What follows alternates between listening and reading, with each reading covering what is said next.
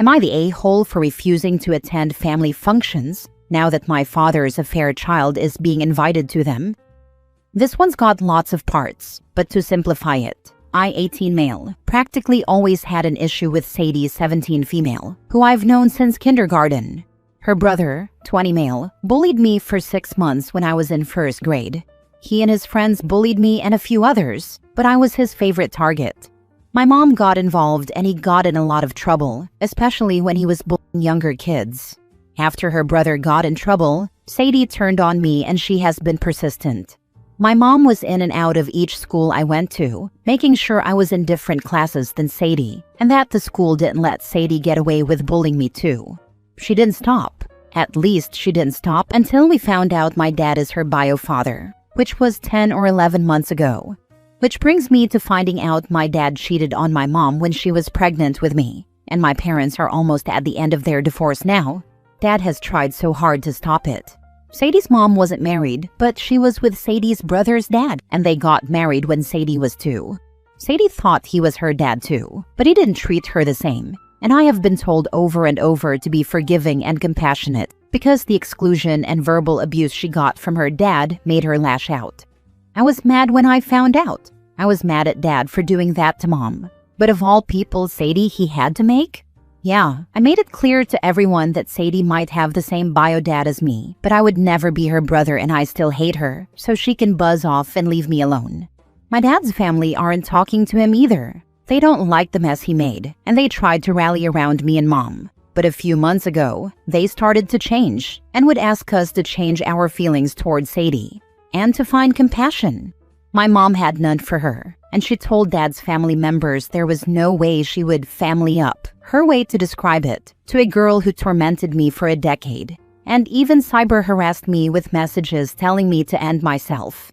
I told Dad's family that I wasn't willing to have a relationship with Sadie. I said I wouldn't stop them, but they shouldn't expect to see me where Sadie will be.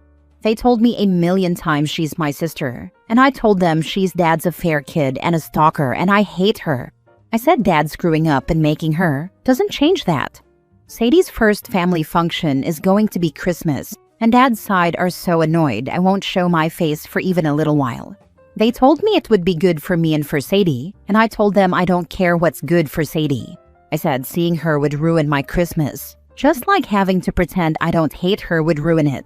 They told me I should see all she's been through and be willing to at least see her for their sakes. Am I the a-hole? Now for the top comments. Not the a-hole. Time to put people on a contact timeout. Never thought I'd be in this position, but you're right. At this point, we're going around in circles, and they're going to turn on me more as they realize there's no compromise for me. They will not stop. Don't let the bastards grind you down. No contact seems like the best strategy. Give them time to think about their BS. Why do I feel it has always been the intention from the start? Rally around OP like they support his decision. Then all of a sudden, they see reason and want you to compromise. Time to bid them goodbye and start living your best life without them. I thought the same thing after they started pushing me and Mom to forgive Sadie and treat her like family. Because that turnaround happened abruptly, and I don't know how you can go from supporting me and Mom to being Team Sadie and screaming that she deserves to be loved and forgiven. Do you still have those messages where she cyberbullied you? Print them and put them in a nice frame and make that your present to your dad's family. A copy for everyone telling you to forgive her. You are not the a-hole. Go spend Christmas with your mom and her family. I sure do. A few of my cousins read them and even thought it was crazy for the older relatives her pushing me to forgive and be Sadie's brother. Do it, OP. Get a big cheap frame, print the messages, and put it in the frame. Wrap it nice and address it to the whole family. I'm kinda tempted to, but I don't know that it would do much except for pissing them off. Maybe some time of no contact would be better overall. At least it gives me a break from their pushing. Next story. Am I the a-hole for refusing to be my brother's live-in maid after he dropped out of college? My dad passed away a few years ago, and ever since then my brother has decided he is the man of the house. He dropped out of college. I do not think he was going to graduate anyway because he is not very smart. He works in construction, and he does help with some bills, and he fixes our cars and small things around the house. I appreciate that, but he acts like doing those things every few months gives him the right to boss me around every single day and order me to do all the everyday chores. When I came home from my lectures, I saw him fixing one of the cabinets. The first thing he said to me was, "The sink is full. Why did you not do the dishes?" It has been like that for 2 days now. I told him, "I always do my dishes. Those are literally yours and Mom's. I am not your maid." He then started guilt-tripping me and trying to emotionally manipulate me. He said, "I just came home from a 13-hour day, and the first thing I did was fix this broken piece of junk. Mom works 6 days a week. The least you could do is clean the house and do the dishes. I'm not even asking you to cook or do laundry. You are a leech." I told him, "I just came home from 3 lectures and a lab. I have to study for my final exams next week. I do not have time right now to be your maid." He replied, "Typical females of this generation. I will do the dishes and fix this. Go to the mechanic next time. Do not come to me again." I ignored him and went to my room. A few minutes later, he sent me a bank transfer request for $600 with a note that said, "Brake and oil change, parts and labor." For context, I am 1/3 of the household and I do 1/3 of the chores. I clean the kitchen and bathroom 2 to 3 days a week. I do my share, but he acts like it is never enough. I am also a nursing major, so I spend a lot of time studying. Meanwhile, he dropped out of college and uses our dad's passing as an excuse for everything. He was majoring in business, and nothing he claims to do around the house is something he does often. He does those things every few weeks, months, or even years. But he still expects me to clean every day like it is my full-time job. My mom rarely defends me and treats him like an angel. I am exhausted. As soon as I finish my degree and can afford it, I am moving out. Am I the a-hole? It is simple. Mechanic has to post prices in advance and have to have liability. Do not give him money and go to the real mechanic the next time. Your brother does not sound like a type to trust with brakes. Alternatively, send him bank transfer request for cleaning services. I wish I can go to an actual mechanic, but I'm broke at the moment. He gives me a few $100s every few weeks, and that's about it. Your brother gives you money? Just get a part-time job and stop relying on him. Wait to leave that out of the post. Do you think he is giving you a few $100s every few weeks just from the goodness of his heart? He is not your parent. He should not have to give you an allowance. Seeing that he is, the least you could do is do extra chores around the house. I was about to say everyone sucks here until OP clarified that her brother, on top of working full-time and supporting his family with DIY and repairs around the house, also gives his adult sister weekly pocket money from his wages. You're the a-hole. You're an adult living for free in your family home. You don't get to live like you would in a flat share when your mom and brother work their butt off to pay your way. If that means doing more than 1/3 of chores for now, then it is what it is, because you have more free time as a student. After your admissions, your brother is giving you money, paying part of the household bills, and fixing your car for free? You have just won the giant "you're the a-hole" rating. Shut up, wash the dishes, clean the house, or get a job. You're a mooch. An ungrateful mooch.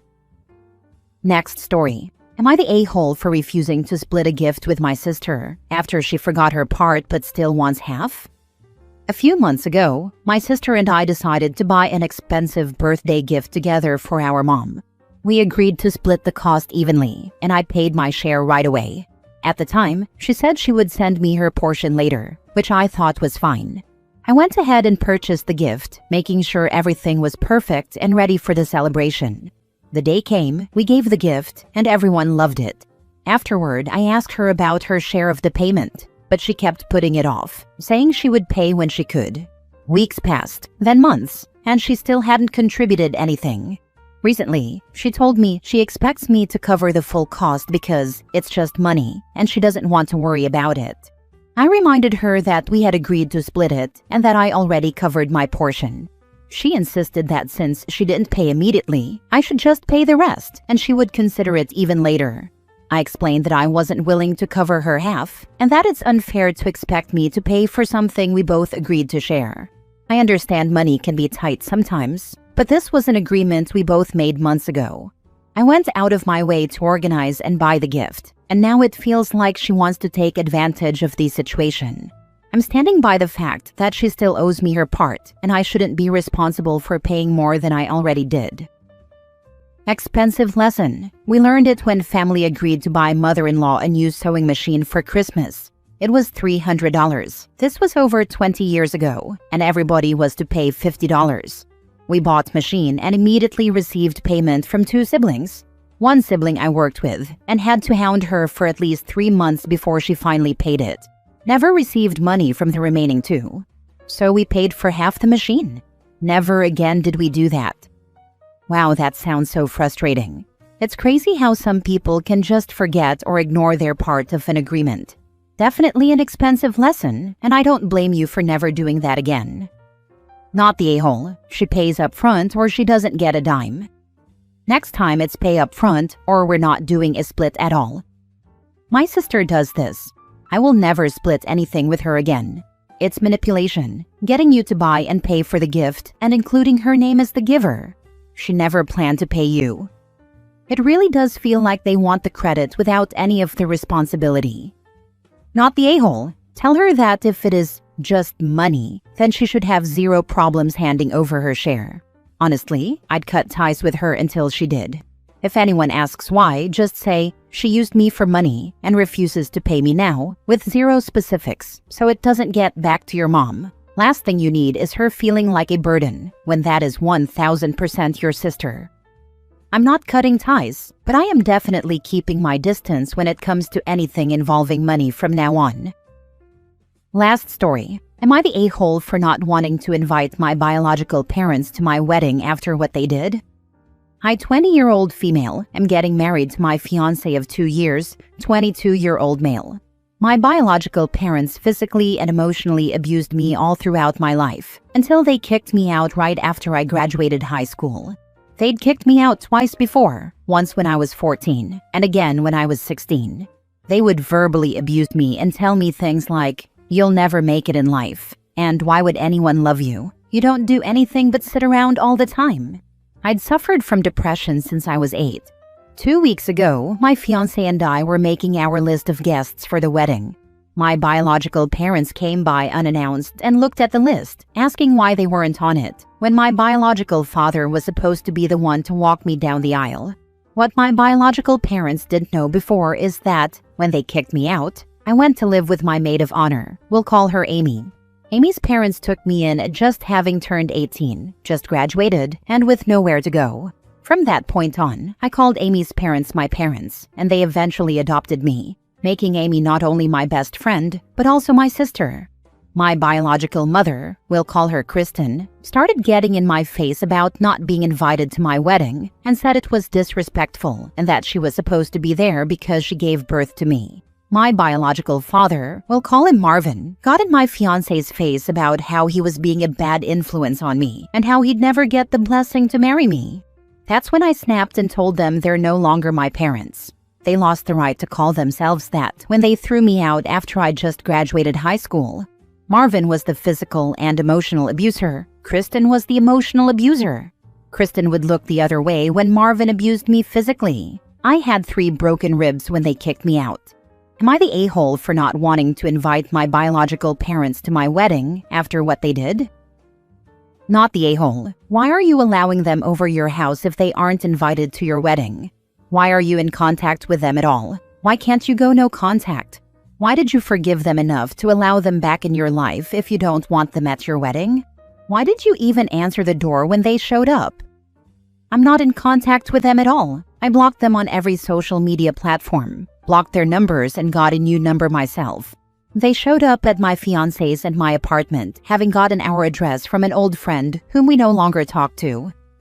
Not the a-hole. But are you absolutely certain your future husband didn't let them know where you were? Because it isn't uncommon for people who have normal families not to understand not wanting contact. I know you say it was through a friend, but make sure it wasn't your fiancé. It wasn't him. He was just as surprised as I was when they barged into our apartment unannounced, and I've seen his messages with people.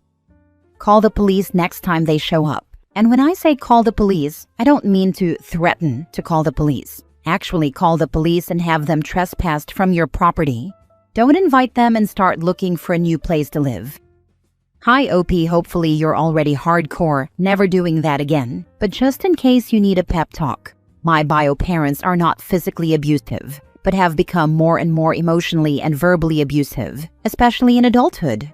I let them back into my life after the second time they disowned me, not long before my wedding, and caved about letting them walk me down the aisle, rather than my grandparents, who realistically were my actual parents.